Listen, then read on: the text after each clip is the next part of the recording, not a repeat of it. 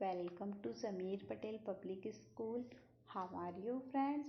Today we see chapter 13 of 9th class Hindi बालिका का परिचय. Watch the video from start to end. If you like the video then please like and share. आइए हम chapter 13 बालिका का परिचय को सॉल्यूशन कर लेते हैं. ठीक है, पहले हम इसका जीवन परिचय देखेंगे. ठीक है, सुभद्रा कुमारी चौहान का जीवन परिचय देखेंगे. ठीक है, जीवन परिचय. श्रीमती सुभद्रा कुमारी चौहान वीर रस की सर्वश्रेष्ठ कवित्री है. ठीक है, वे वीर रस की सर्वश्रेष्ठ कवित्री है. जीवन परिचय. श्रीमती सुभद्रा कुमारी चौहान का जन्म सन 1904 में उत्तर प्रदेश के प्रयाग के निहालपुर महसे में श्री रामनाथ सिंह नामक एक सुशिक्षित परिवार में हुआ था. ठीक है, उनका जन्म 1904 में उत्तर प्रदेश के प्रयाग के निहालपुर महसे में श्री रामनाथ सिंह नामक एक सुशिक्षित परिवार में हुआ था.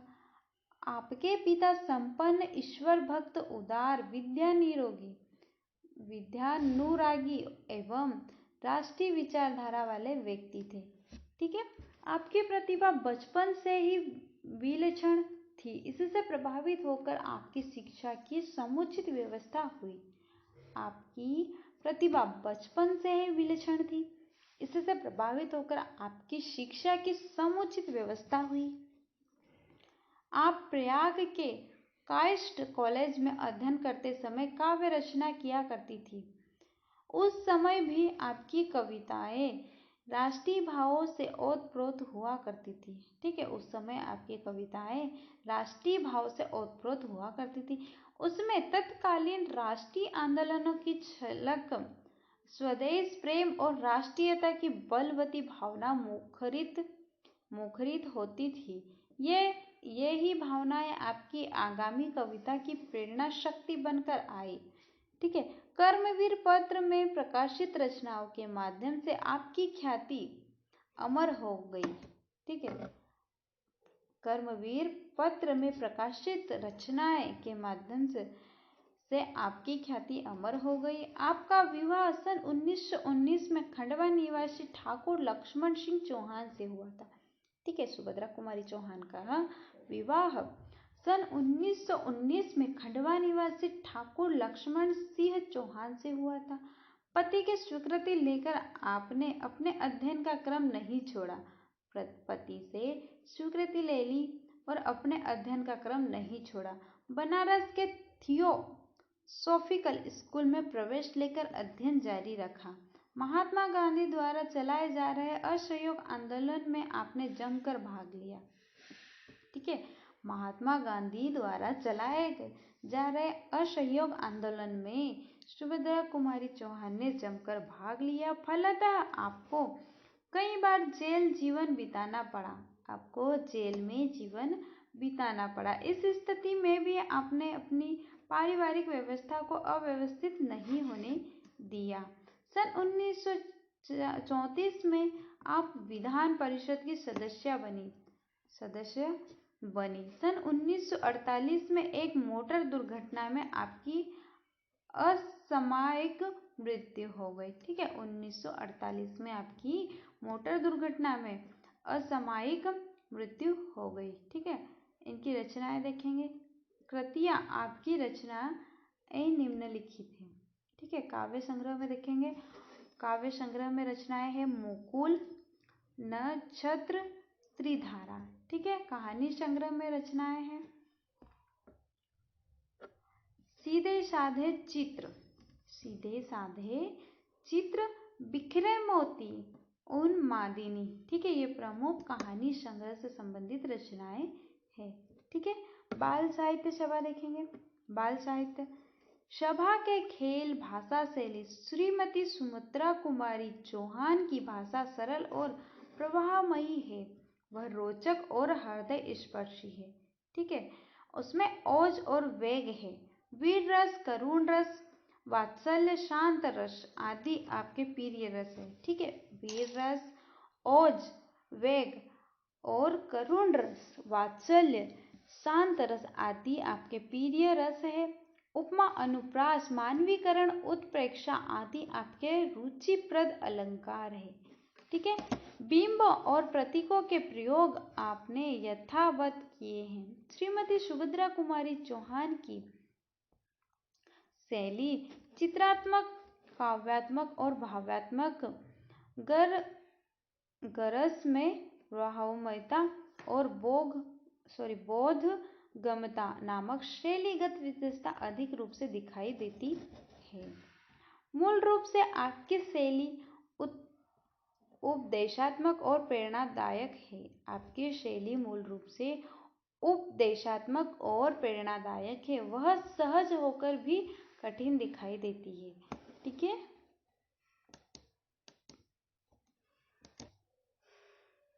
बालिका का परिचय। ठीक है, अब हम इसका क्वेश्चन आंसर डिस्कस करेंगे। सबसे पहले लघु उत्तरीय प्रश्न देख लेते हैं। ठीक है, प्रश्न नंबर फर्स्ट, इस कविता में जीवन ज्योति का क्या आशय है, स्पष्ट कीजिए। इसका आंसर देखेंगे। इस कविता में जीवन ज्योति का आशय है जीवन का आधार। बिटिया के प्रति माँ का वात्सल्य प्रेम अनन्य होता है, वह उसके लिए अतुल्य होता है। ठीक है, नेक्स्ट क्वेश्चन देखेंगे। क्वेश्चन नंबर 2, बेटी अंधकार में दीप शिखा की तरह है, यह भाव किस पंक्ति में है, चुनकर लिखिए। ठीक है, इसका आंसर देखेंगे। बेटी अंधकार में दीप शिखा की तरह, यह भाव निम्नलिखित पंक्ति में है। दीप शिखा है अंधकार की। ठीक है, दीप शिखा है अंधकार की। नेक्स्ट क्वेश्चन देखेंगे। सही उत्तर चुनिए। ठीक है, अब हम यहाँ पर सही विकल्प देखेंगे। बेटी का परिचय कौन सबसे अच्छा दे सकता है, बेटी का परिचय सबसे अच्छा कौन दे सकता है। ठीक है, ऑप्शन में देखेंगे पिता, माता, दादा। ठीक है, तो इसका राइट आंसर रहेगा माता। बेटी का परिचय सबसे अच्छा माता दे सकती है। ठीक है, नेक्स्ट देखेंगे। इस कविता में कौन सा भाव है, ऑप्शन में देखेंगे श्रृंगार, वीरता, वात्सल्य। ठीक है, तो इसका राइट आंसर रहेगा वात्सल्य। नेक्स्ट देखेंगे दीर्घ उत्तरीय प्रश्न। अब हम यहाँ पर दीर्घ उत्तरीय प्रश्न देखेंगे। नेक्स्ट क्वेश्चन देखेंगे। क्वेश्चन नंबर 2, कवित्री ने बालिका को गोदी की शोभा क्यों कहा है, स्पष्ट कीजिए। ठीक है, इसका आंसर देखेंगे। कवित्री ने बालिका को गोदी की शोभा कहा है, यह इसलिए कि किसी भी माँ की गोद में उसकी बालिका का मचलना एक न केवल अपूर्व आनंद देता है, किसी भी माँ की गोद में उसकी बालिका का मचलना न केवल अपूर्व आनंद देता है अपितु मन को मोह भी लेता है। इससे माँ का हृदय बाग बाग हो उठता है, उस समय की शोभा देखते ही बनती है। ठीक है, नेक्स्ट क्वेश्चन देखेंगे। क्वेश्चन नंबर 3, बाल सुलभ क्रियाओं को हंसती हुई नाटिका मनाने का क्या आशय है, इसका आंसर देखेंगे। बाल सुलभ क्रियाओं को हंसती हुई नाटिका मनाने का आशय है, बाल सुलभ क्रियाएं मन को भाने वाली और गुदगुदाने वाली होती है। बाल सुलभ क्रियाएं मन को भाने वाली और गुदगुदाने वाली होती है, अतएव उसे देखकर सभी को आनंद झूम उठते हैं। ठीक है, उसको देखकर सभी आनंद से झूम उठते हैं। नेक्स्ट देखेंगे। क्वेश्चन नंबर 4, निम्न पंक्तियों का भावार्थ लिखियो। ठीक है, हमें निम्न पंक्ति कुछ पंक्तियां दी गई है, उनके भावार्थ लिखना है। ठीक है, क नंबर पर देखेंगे मेरा मंदिर डैश डैश मेरी। ठीक है, इस पंक्ति यह पंक्ति पूरी पंक्ति हमें बुक से मिलेगी। ठीक है, तो इसका भावार्थ देखेंगे। उपयुक्त पंक्तियों का भावार्थ यह है कि किसी माँ के लिए मेरी बालिका सब कुछ होती है, किसी माँ के लिए उसकी बालिका सब कुछ होती है। माँ अपनी बालिका को किसी मंदिर, मस्जिद, काबा, काशी, पूजा पाठ, ध्यान, जप तप से कम नहीं समझती है। ठीक है, माँ अपनी बालिका को किसी मंदिर, मस्जिद, काबा, काशी, पूजा पाठ, ध्यान, जप तप से कम नहीं समझती है। इस प्रकार वह अपने हृदय में बसाए रहती है। ठीक है, सेकंड पंक्ति देखेंगे हम। प्रभु ईशा डैश डैश पास। ठीक है, इस पंक्ति का भावार्थ देखेंगे। उपयुक्त पंक्तियों का भावार्थ यह है कि बालिका के महान महात्माओं के गुण होते हैं। बालिकाओं में महान महात्माओं के गुण होते हैं। उसमें ईसा मसीह की क्षमाशीलता, नबी मोहम्मद का विश्वास और महावीर स्वामी और महात्मा गौतम बुद्ध के जीव दया के भाव भरे होते हैं।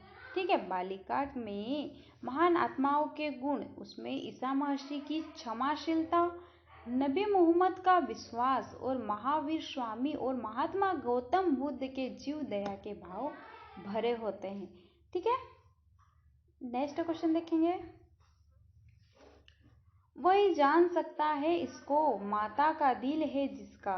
इस पंक्ति का भाव स्पष्ट कीजिए। ठीक है, हमें इस पंक्ति का भाव स्पष्ट करना है। इसका आंसर देखेंगे। इस पंक्तियों का भाव यह है कि बालिका के महान और उच्च गुणों का वर्णन करना संभव नहीं है।